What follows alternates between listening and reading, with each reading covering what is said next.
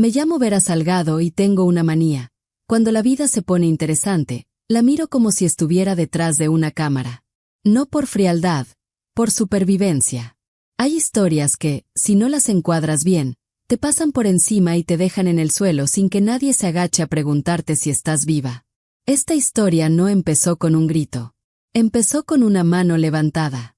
La sala de juntas de Arden y Lark, una consultora boutique de estrategia y marketing que olía a café caro y ansiedad barata, estaba llena como una caja de ascensor en hora punta. 50 personas en sillas idénticas, con libretas idénticas, con sonrisas idénticas. La sonrisa corporativa que dice que bien mientras por dentro calculas cuánto te falta para poder largarte. El aire estaba viciado, denso de expectativas mal disimuladas y ese zumbido particular del aire acondicionado que nunca terminaba de enfriar del todo. Al frente, Héctor Vela, fundador y director ejecutivo, paseaba con la confianza de un hombre que cree que la empresa es su apellido.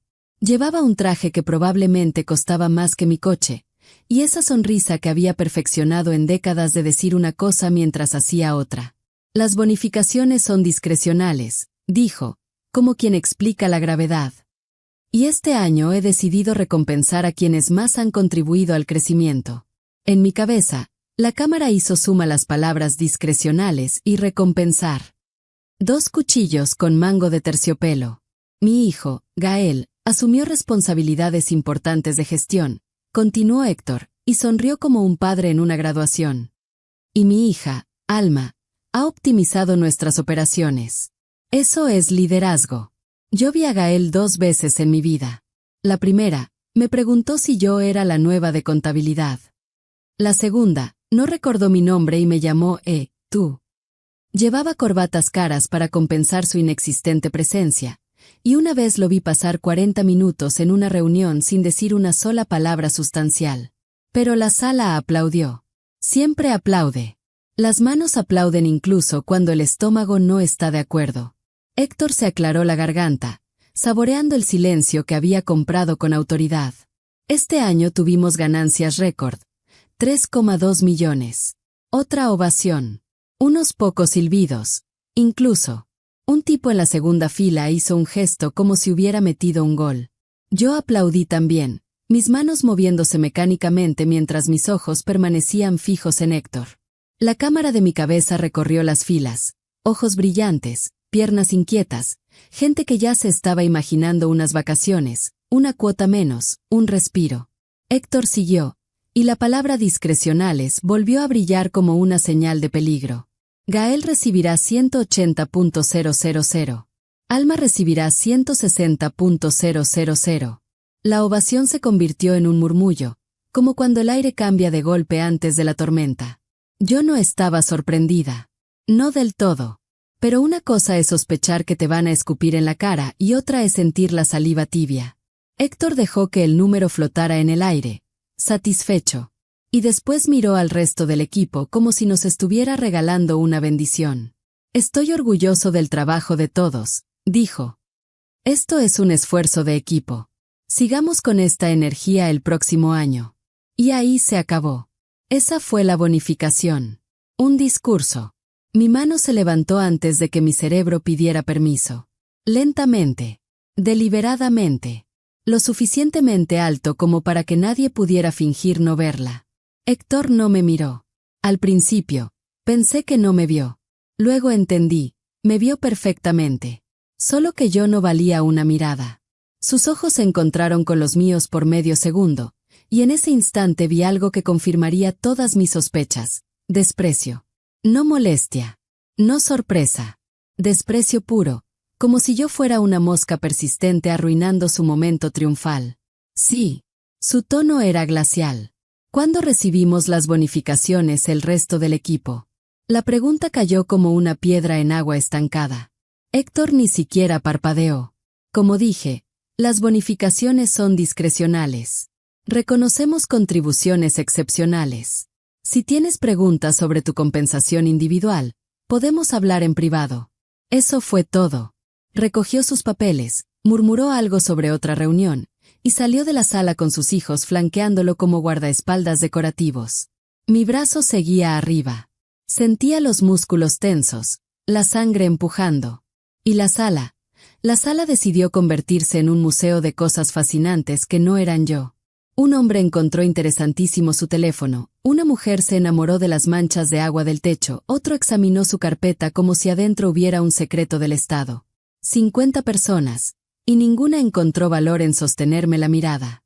Yo bajé la mano despacio, como si bajara una bandera en un funeral. Mi cara ardía, y yo me mantuve quieta. Aprendí hace años que en un lugar como Arden y Lark, mostrar emoción es firmar una derrota. Héctor cerró su carpeta, reunió sus papeles y terminó la reunión con un gesto seco. Gracias, equipo. Ni siquiera pronunció mi nombre, porque no lo necesitaba. Yo era equipo. Un sustantivo colectivo para no decir gente que uso. La gente empezó a levantarse. Voces bajas. Risas pequeñas. Nerviosas. Nadie me miraba. Evitar mi mirada era la manera que tenían de decir lo siento sin decir nada. La sala se vació en minutos. Yo me quedé sentada. 10 minutos. 15. 20. El edificio se aquietó a mi alrededor, el zumbido del aire acondicionado mi única compañía. Saqué mi libreta. Sí, soy esa persona. La de la libreta. La de los registros. La de los detalles. Porque hay personas que creen que el mundo funciona por méritos. Y hay personas que saben que el mundo funciona por pruebas. Yo pertenecía a la segunda clase desde mucho antes de esa mañana, aunque todavía fingiera pertenecer a la primera. Abril. Cerré la cuenta de manufactura. 450.000 junio. La cadena minorista. 620.000 septiembre. La firma de consultoría. 800.000 por sí sola. No fue suerte. Fueron noches. Fines de semana. Vuelos con aviso de 2 días. Y una boda, la de mi hermana, a la que no fui porque Héctor me llamó y dijo emergencia. Esto es grande, Vera. Es tu oportunidad de demostrar quién eres. Demostrar. Siempre demostrar. Como si mi vida fuera una audición interminable y el papel protagónico estuviera reservado para alguien con su apellido. Yo había demostrado todo. Una y otra vez. 11 cuentas importantes ese año. 11. Y aún así, el heredero que confundía mi departamento se llevaba 180.000 por gestión. Alma, por su parte, venía 3 días a la semana. Lo sabía porque yo venía 5. Y a veces 6. Y a veces 7, porque Arden y Lark tenía esa religión. Trabajar hasta que la vida se te quede corta. Alma llegaba tarde los martes, miércoles y jueves. Siempre con un smoothie de 15 euros. Siempre mirando el teléfono. El mes anterior pasó 3 semanas moviendo muebles de la sala de descanso y pintando una pared verde pálido. Una vez me preguntó si los clientes venían en persona o por Instagram. Eso, al parecer, era optimizar operaciones. Yo cerré la libreta y respiré como quien se obliga a no gritar en un ascensor lleno. Y ahí, en el silencio de la sala vacía, empezó lo verdaderamente peligroso, no el enfado. La claridad. Y algo más. Algo que no esperaba. En ese silencio, algo dentro de mí murió. Pero algo más nació. Para entender lo que hice después, necesitan entender de dónde venía. Crecí en un pueblo donde la ambición era vista como arrogancia y soñar más allá de tu código postal era tentar al fracaso. Mi madre, Elena, trabajaba 3 empleos después de que mi padre decidiera que la paternidad no era para él y simplemente desapareciera una mañana de octubre cuando yo tenía 7 años. Elena limpiaba casas antes del amanecer. Trabajaba en una tienda departamental durante el día. Hacía contabilidad para una pequeña oficina por las noches. Yo la veía salir cuando todavía estaba oscuro y regresar cuando ya debería estar dormida. Veía las manos de mi madre agrietarse en invierno, sangrando en las uniones, y aún así sonreía, prometía que todo mejoraría. Un día, cuando yo tenía 16 años, le pregunté, ¿por qué nunca te quejas? Elena me miró durante un largo momento antes de responder. Quejarse no cambia nada, mi amor. Trabajar sí. Yo lo creí. Lo interioricé. Lo convertí en mi religión personal. Me pagué la universidad con becas, préstamos que se sentían como cadenas alrededor de mi pecho, y trabajos en el campus que pagaban lo mínimo y exigían lo máximo. Estudié marketing porque tenía un don para entender lo que la gente quería antes de que ellos mismos lo supieran. Me gradué con honores y una deuda que me perseguiría durante años. Después vinieron 2 trabajos simultáneos, uno en una agencia publicitaria donde me trataban como mobiliario desechable, otro en un restaurante donde clientes groseros chasqueaban los dedos y dejaban propinas insultantes. Lo hice durante 2 años. Ahorré cada peso que pude. Pagué la deuda lentamente, dolorosamente, como arrancando espinas clavadas profundamente. Y entonces conocí a Héctor Vela en un evento de networking. Estaba junto a la barra, rodeado de hombres en trajes costosos, hablando sobre su empresa con esa confianza que solo el privilegio puede comprar. Necesito gente hambrienta, decía. Gente que entienda que la lealtad y el trabajo duro significan algo. Cuando fue a pedir otra bebida, yo estaba a su lado. Dijiste que necesitas gente hambrienta, le dije. Yo tengo hambre. Él me miró. Realmente me miró. Dime por qué debería contratarte. No le di un discurso de ventas. Le hice preguntas sobre su negocio. ¿Cuál era su mayor desafío? ¿Dónde veía potencial de crecimiento? ¿Qué lo mantenía despierto por las noches? Él habló durante 20 minutos. Cuando terminó, le di 3 sugerencias concretas, específicas, accionables. Él las anotó en una servilleta. 2 semanas después, me llamó con una oferta. Demuestra tu valor aquí, me dijo, y llegarás lejos. Yo recompenso a quienes entregan resultados. Yo quería creerle. Necesitaba creerle. El primer año, trabajé más duro que nunca en mi vida. Aprendí la industria, aprendí a los clientes, aprendí a leer una sala y saber exactamente cuándo alguien estaba listo para decir que sí. En el mes 7, cerré mi primera cuenta importante. Una pequeña empresa manufacturera que necesitaba reposicionar su marca. Pasé semanas en esa propuesta. Cuando firmaron, Héctor me llevó a almorzar. Esto es exactamente de lo que hablo, me dijo. Esto es liderazgo verdadero. Yo pensé que eso significaba algo. Año 2. 4 cuentas más. Año 3. 6. Año 4. El año que terminó con aquella reunión, 11 cuentas. 11 contratos importantes que yo perseguí, nutrí y cerré con una meticulosidad que bordeaba lo obsesivo. Lo documentaba todo en mis libretas. Cada reunión, cada llamada, cada noche trabajando hasta las 3 de la mañana. Porque alguna parte de mí, incluso entonces, sabía que algún día necesitaría pruebas. Esa noche no dormí. Mi techo se convirtió en una pantalla donde se repetía la escena. Héctor diciendo discrecionales como un dios, y 50 personas mirando otra cosa para no ver mi humillación. A las 4 de la mañana abrí el portátil y encendí la luz de la cocina. La cámara, en mi cabeza, cambió de estilo. Ya no era cine. Era documental. Frío. Preciso. Implacable. Saqué mis registros, mis contratos, los nombres de los clientes, los montos. Cada cifra era una imagen. Cada imagen, una prueba. Hice una hoja de cálculo.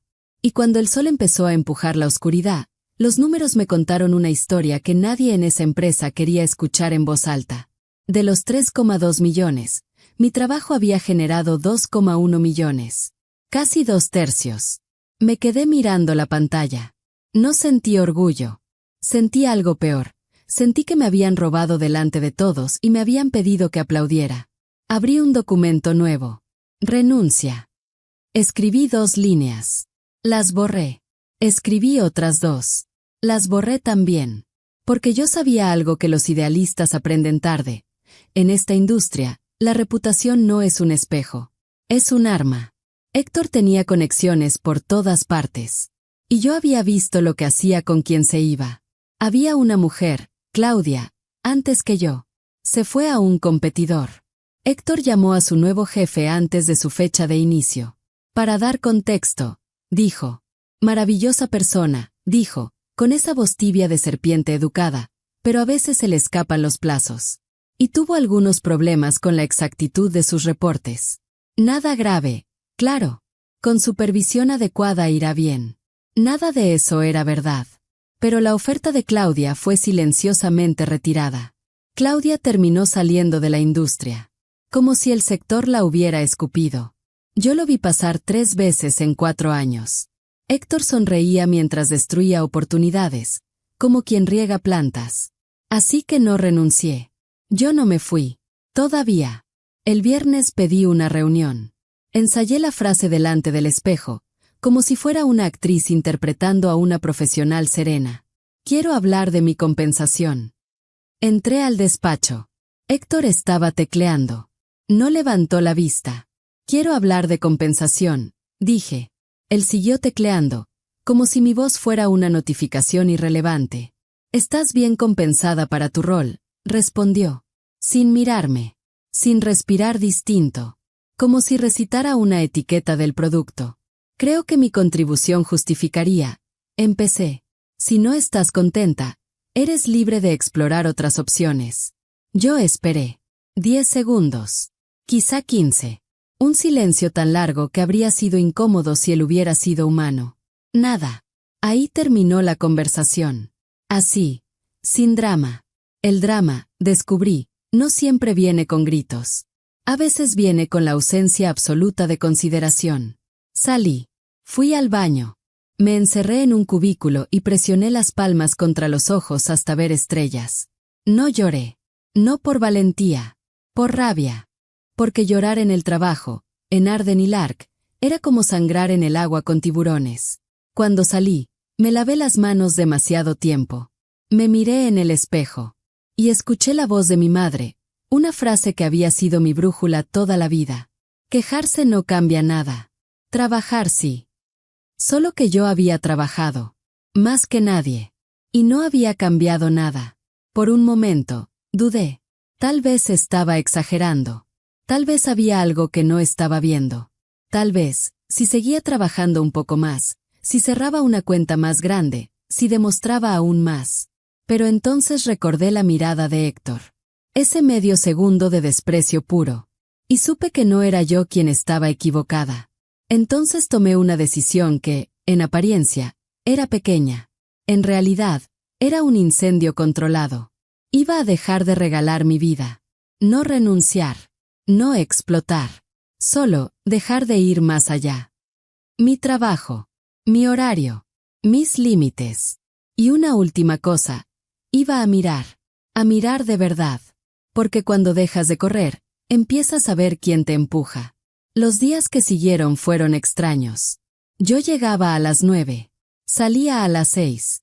Mi bandeja de entrada se llenaba después del horario laboral, y yo la miraba al día siguiente, con la calma de alguien que ha dejado de correr hacia un tren que nunca la iba a llevar a ningún sitio. Cuando clientes llamaban fuera de horas, dejaba que fuera al buzón de voz y respondía durante horas laborales. Cuando Héctor pedía trabajo de fin de semana, decía que tenía planes. Su rostro se tensaba, pero no podía decir nada. Yo no me estaba negando a trabajar. Solo me negaba a ser explotada. Héctor lo notó. Claro que lo notó. En una reunión de equipo, soltó una de esas frases que suenan como elogio pero cortan como reproche. ¿Recuerdan cuando este equipo tenía hambre? ¿Cuando la gente quería ganar? Me miró. Directamente. Yo le sostuve la mirada. Sin parpadear. Sin sonreír. Sin disculparme. Él apartó la vista primero. Y algo cambió en la sala. Pequeño. Casi invisible. Como cuando el viento cambia de dirección y todavía no sabe si viene tormenta o alivio. Una mujer llamada Fernanda, veterana de 6 años en Arden y Lark, empezó a irse a las 5:30 en lugar de las 7. Un hombre, Julián, dejó de responder correos los domingos. Era como si todos hubieran estado esperando permiso para tener límites, y verme establecerlos les dio ese permiso. Nadie dijo nada, pero todos estaban mirando. Y yo seguía observando. Empecé a prestar atención a todo, como Héctor hablaba de sus hijos en cenas con clientes, como recontaba historias, como una estrategia que yo desarrollé se convertía en algo que se me ocurrió durante el desayuno. Una vez lo escuché decir a un cliente, les dije que podíamos reducir sus costes un 30%. Yo había pasado 2 semanas analizando sus operaciones para llegar a ese número. Él había mirado mi presentación durante 5 minutos antes de la reunión. Pero también noté grietas. Grietas que antes no había querido ver. Fue un martes cuando Alma me encontró en la sala de descanso. Yo estaba preparando café. Ella estaba de pie, con su teléfono en la mano, pero sin mirarlo. Eso ya era raro. Oye, dijo. ¿Puedo preguntarte algo? Me volví. La miré. Realmente la miré, quizá por primera vez. Tenía 26 años. Ropa que costaba más que mi alquiler. Pero los ojos tenían algo que no combinaba con el resto. Incertidumbre. Sostenía el teléfono como si hubiera estado juntando valor para acercarse. Claro, dije. ¿Cómo lo haces? Lo de los clientes. ¿Cómo sabes qué decir? Podría haberla despachado con una frase vacía.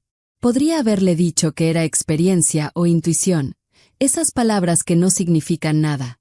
Por un momento, consideré hacerlo. Esta era la hija del hombre que me había humillado públicamente. La que recibía 160.000 por mover plantas. Pero había algo en su voz. Algo que reconocí. ¿Quieres almorzar? Pregunté. Fuimos a un café pequeño, a 2 calles de la oficina. Ella pidió una ensalada que apenas tocó. Yo pedí una sopa. Y hablamos. 2 horas. Ella me preguntó por las presentaciones, por cómo construir confianza, por cómo leer una sala. Y yo le contesté con honestidad. Le conté mis fracasos. Los clientes que perdí al principio. Las veces que malinterpreté una señal y arruiné una negociación. ¿Alguna vez sientes que la gente no te toma en serio? Preguntó. Todos los días. ¿Y qué haces? Seguir adelante. ¿Qué otra opción hay? Ella se quedó callada un rato largo. Y luego dijo algo que me hizo entender que, bajo toda esa ropa cara y ese apellido pesado, había una persona atrapada. A veces me pregunto si alguna vez he logrado algo.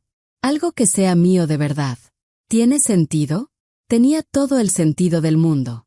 No se lo dije. Solo asentí. Pero por dentro, algo se movió. No sabía si era compasión o estrategia. Tal vez ambas cosas. Tal vez, en ese momento, ni yo misma lo sabía. Empezamos a vernos una vez por semana. No lo planeé. Ella me escribía, preguntaba si tenía tiempo para un café. Yo decía que sí. Hablábamos de proyectos, de ideas que tenía, de cosas que quería intentar. Algunas de sus ideas eran buenas. Se lo decía. Otras necesitaban trabajo. También se lo decía. Nunca hablé mal de su padre. No necesitaba hacerlo. Solo le mostré cómo era el trabajo real. Cómo se sentía construir algo con tus propias manos. Cómo se ganaba el respeto en lugar de heredarlo. Al principio, me pregunté si estaba siendo manipuladora. Si había una parte de mí que quería usar a Alma para algo. Pero cuanto más hablábamos, más veía que ella genuinamente quería aprender. Genuinamente quería ser mejor. Y había otra cosa. A veces tenía esta mirada en su rostro cuando Héctor la elogiaba en reuniones. Algo entre orgullo e incomodidad. Miraba a otras personas en la sala como verificando si le creían. Ella sabía. En algún nivel, sabía que los elogios no eran merecidos. 6 semanas después, su hermano me llamó. Gael. El que no recordaba mi nombre. El de los 180.000 por gestión. Mi hermana dice que la has estado ayudando a entender el negocio, dijo, con una voz más suave de lo que esperaba. ¿Podríamos hablar alguna vez? Nos encontramos en una cafetería cerca de su apartamento. Era más callado que Alma. Más inseguro. Se quedaba callado cuando clientes le hacían preguntas detalladas. Desviaba a su padre o a mí. Me contó que siempre había sentido que decepcionaba a su padre por no ser mejor en el trabajo, pero que no sabía cómo mejorar cuando todo lo que intentaba era corregido o ignorado. Mi padre le dice a todo el mundo que estoy en desarrollo de negocios, dijo. Ni siquiera sé qué significa eso. Solo aparezco en reuniones e intento no decir nada incorrecto. Le pregunté qué quería hacer él. No lo que su padre quería. Lo que él quería. No tenía respuesta. Nadie le había hecho esa pregunta antes. Una vez, después de una reunión, lo escuché hablando por teléfono en el pasillo. No sé, hermano. A veces siento que solo estoy aquí. Que no estoy haciendo nada real. No eran estúpidos. Solo estaban viviendo dentro de una historia que su padre había escrito para ellos, y no sabían cómo salir. Empecé a reunirme con los dos por separado. Siempre fuera de la oficina. Cafeterías. Un parque cerca del centro. Una vez, en una librería donde Alma quería recomendaciones sobre liderazgo. Nunca critiqué a Héctor. Nunca les dije que eran incompetentes o perezosos. Solo hacía preguntas. Les hacía pensar. Los conecté con personas que podían mentorearlos de verdad, no con el teatro vacío que su padre practicaba. Y poco a poco, empezaron a ver. Alma empezó a hacer preguntas incómodas en las reuniones. Preguntas sobre quién había cerrado realmente los tratos, quién había hecho el trabajo de fondo. Héctor se irritaba cuando ella presionaba. ¿Qué importa? El trato se cerró, decía. Y ella notaba la irritación. Notaba lo que él no decía. Gael empezó a trabajar más horas. Llegaba temprano, se quedaba tarde. Intentaba demostrar su valor. Pero su padre seguía tomando crédito por sus ideas, igual que había tomado crédito por las mías durante 4 años. Y Gael empezó a ver el patrón. Empezó a entender lo que yo había vivido durante 4 años. No le dije qué hacer. Solo lo ayudé a ver con claridad. Y observé a Héctor volverse más cómodo, más seguro de que su legado estaba asegurado, de que sus hijos tomarían el control algún día y continuarían todo lo que había construido. No tenía idea de lo que se avecinaba. Los meses pasaron. Invierno se convirtió en primavera. Yo seguía haciendo mi trabajo, solo mi trabajo, nada extra. Cuando clientes llamaban fuera de horas, dejaba que fuera al buzón de voz y respondía durante horas laborales. Cuando Héctor me pedía trabajar un fin de semana, decía que tenía planes. Su rostro se tensaba, pero no podía decir nada. Yo no estaba negándome a trabajar. Solo me negaba a ser explotada. Para abril, Alma estaba hablando de cosas que nunca había dicho en voz alta. Como nunca había elegido trabajar para su padre. Como él simplemente asumió. Como había seguido la corriente porque decir que no se sentía imposible. ¿Qué harías si pudieras hacer cualquier cosa? Le pregunté una tarde. Estábamos sentadas en una banca afuera de una biblioteca, sol primaveral, gente paseando perros y tomando café. Alma estuvo callada por mucho tiempo. Creo que querría ayudar a personas. Como realmente ayudarlas. No venderles cosas o manejar sus marcas. Algo que importe. ¿Qué te detiene? Mi padre nunca entendería. ¿Necesita hacerlo? Ella me miró como si hubiera hablado en un idioma extranjero. Gael también estaba cambiando. Había empezado a hacer voluntariado en un centro juvenil los fines de semana, ayudando a chicos con solicitudes universitarias. Es lo primero que he hecho que se siente real, dijo un día cuando nos encontramos para café. Como que realmente soy útil. ¿Estás pensando en hacer más de eso? No sé. Mi papá perdería la cabeza si dejara el negocio. ¿De quién es la vida? No respondió, pero podía verlo pensar. Para el verano, ambos estaban haciendo preguntas diferentes.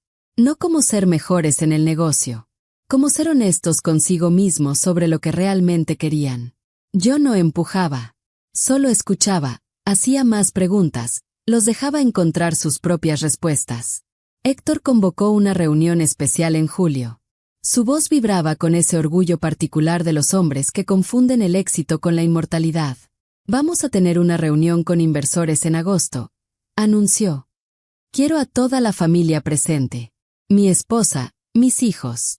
Vamos a hablar de planificación de sucesión. Del futuro de esta empresa. De mi legado. La palabra legado flotó en el aire como un perfume demasiado fuerte. Después de la reunión, Alma me buscó. Tenía la cara pálida. ¿Estás bien? Pregunté. No creo que pueda seguir haciendo esto. ¿Haciendo qué? Fingir. Fingir que quiero esto. Fingir que soy buena en esto. Fingir que soy la persona que él cree que soy. Entonces deja de fingir. No es tan simple. ¿Por qué no? No tuvo respuesta. 2 semanas después, Gael me llamó. Mi hermana y yo hemos estado hablando, dijo. Sobre lo que realmente queremos. Sobre si le debemos toda nuestra vida solo porque es nuestro padre. ¿Y qué decidieron? Hubo un silencio largo. Y luego, ¿qué no? No le debemos eso. ¿Qué van a hacer? Algo que probablemente le va a romper el corazón. No pregunté qué era. Solo dije. A veces los corazones necesitan romperse para poder ver con claridad. La reunión de inversores estaba programada para el 15 de agosto. Yo no estaba invitada. Era solo la empleada que traía a los clientes. No era familia. Pero la esposa de Héctor, Marcela, decidió convertirlo en una cena. Una celebración del futuro. Pasó semanas planeándola. Catering, decoración, 30 invitados. Familia, socios cercanos, gente que importaba. Alma me lo contó 2 días antes. Estábamos tomando café. Sus manos temblaban. Vamos a decírselo en la cena, dijo. Los dos juntos. ¿Decirle qué? Que no vamos a tomar el control. Que nos vamos. Mi corazón latía fuerte. Mantuve la voz calmada. ¿Estás segura? No, dijo ella. Pero lo voy a hacer de todos modos. La cena fue un sábado. Yo no estuve ahí. Pero Alma me llamó a la mañana siguiente. Su voz temblaba, pero no de miedo. De alivio. Lo hicimos, dijo. Se lo dijimos. Delante de todos. ¿Qué pasó? Al principio intentó reírse. Como si estuviéramos bromeando. Luego se enojó. Mucho. Empezó a gritar sobre lo desagradecidos que éramos, sobre cómo había construido todo para nosotros. ¿Y ustedes? Gael se quedó ahí, tranquilo. Y le dijo, lo construiste para ti, papá. Solo querías que fuéramos la prueba de que habías ganado. Se me erizó la piel. ¿Qué dijo tu padre? Nada. Solo lo miró. Luego se volvió hacia mí y me preguntó si yo pensaba lo mismo. Le dije que me había inscrito en un posgrado. Trabajo social. Empiezo en enero. Que quiero hacer algo que importe, algo que sea mío. Y él suplicó. Realmente suplicó. Dijo que estábamos tirando todo lo que él había trabajado. Y mi mamá solo se quedó sentada, mirándolo. Como si lo estuviera viendo por primera vez. Como si hubiera sospechado algo durante años, pero nunca se hubiera permitido creerlo. ¿Cómo te sientes? Aterrorizada. Libre. Las dos cosas. Gael se fue 3 semanas después. Aceptó un puesto junior en una organización sin fines de lucro que trabajaba con jóvenes en riesgo. Empezando desde abajo. Aprendiendo desde cero. Me llamó antes de irse. Gracias, dijo. Por ayudarme a ver que podía elegir algo diferente. Yo no hice nada. Me mostraste cómo se ve el trabajo real. Lo que significa ganarte algo. Eso es todo. Alma empezó su posgrado en enero. Me envió fotos de su primer día. Se veía más joven, más ligera, feliz de una manera que nunca le había visto. Y Héctor. Héctor me llamó el lunes después de la cena. Su voz era diferente, más pequeña, incierta. ¿Sabías de esto? Preguntó. ¿Hablaron contigo? Me hicieron preguntas. Respondí con honestidad. ¿Qué les dijiste? Que tenían opciones. Que sus vidas les pertenecían a ellos. No tenías ningún derecho. Tenía todo el derecho. Ellos preguntaron. Yo respondí. Eso es todo. Colgó. El negocio empezó a tambalearse casi inmediatamente. Los clientes llamaban preguntando específicamente por mí. Yo atendía sus llamadas en horario laboral. Hacía exactamente lo requerido. Nada más, nada menos. Cuando pedían trabajo adicional, decía, tendrían que discutir un alcance ampliado con mi supervisor. Héctor no podía despedirme. Despedirme significaba perder a los clientes que todavía confiaban en mí. Pero tampoco podía obligarme a que me importara. Le había mostrado exactamente cuánto valía. Y él me había mostrado exactamente cuán poco le importaba eso. Así que ahora hago mi trabajo. Cobro mi salario. Y lo veo luchar con lo que él mismo creó. 18 meses después de aquella cena, yo seguía en Arden y Lark. Todavía hacía mi trabajo. Todavía cobraba mi salario. Todavía observaba. Héctor había envejecido de maneras que el tiempo no podía explicar completamente. Su rostro tenía nuevas líneas, su postura se había encorvado levemente, como si llevara un peso invisible. Sus hijos ya casi no lo llaman. Alma me contó que su madre ha empezado a hacer preguntas sobre el negocio, sobre cómo trataba a los empleados a lo largo de los años, sobre si el hombre con quien se casó es el hombre que ella creía. Escuché rumores de que vivían en habitaciones separadas, que ella estaba viendo a un abogado. Gael está prosperando en su nueva vida. Realmente prosperando. Dirige ahora el programa completo del Centro Juvenil. Apareció en un periódico local, una pieza sobre jóvenes profesionales haciendo diferencia. No mencionó a su padre una sola vez. Construyendo algo real. Ganándose el respeto de personas a quienes no les importa su apellido. Alma se graduaría en mayo. Ya tenía ofertas de trabajo de 3 organizaciones diferentes. Todas por sus propios méritos, su propia reputación, su propio trabajo. Y cada día, Héctor tiene que despertar y enfrentar lo que perdió. No el dinero, no el negocio, aunque eso también está sufriendo. Perdió lo que más quería, su legado, su prueba de que importaba. Sus hijos iban a llevar su nombre hacia adelante, validar todo lo que había construido, mostrarle al mundo que había ganado. En cambio, se fueron. Eligieron el propósito sobre el dinero, la autenticidad sobre la herencia. Y lo hicieron frente a todos los que le importaban. Frente a su esposa, sus amigos, sus socios. Él pensó que su poder lo hacía intocable. Pensó que sus hijos siempre lo elegirían a él porque les había dado todo. Pero el dinero no puede comprar respeto. No puede comprar amor genuino. Y definitivamente no puede comprar propósito. Y Héctor se sentaba en su oficina, rodeado por los trofeos y placas que proclamaban su éxito, completamente solo con su imperio vacío. Yo no destruí su negocio. No lo expuse ni lo arruiné públicamente. Solo le di a sus hijos algo que él nunca pudo darles. Los ayudé a ver que tenían permiso para elegirse a sí mismos. Para construir sus propias vidas. Para alejarse de una historia que alguien más había escrito para ellos. Y eligieron alejarse de él. A veces, lo más poderoso que puedes hacer no es destruir. Es iluminar. Ayudar a las personas a ver con claridad. Ayudarlas a entender que no están atrapadas. Que tienen opciones. Él les dio a sus hijos 340.000 en bonificaciones por trabajo que no hicieron. Yo les di algo infinitamente más valioso. Les devolví a sí mismos. Porque la verdadera venganza no es ruidosa. No es dramática. No es explosiva. La verdadera venganza es paciencia. Es estrategia. Es ayudar a las personas a ver tan claramente que ya no pueden vivir en las mentiras que otros construyeron para ellas.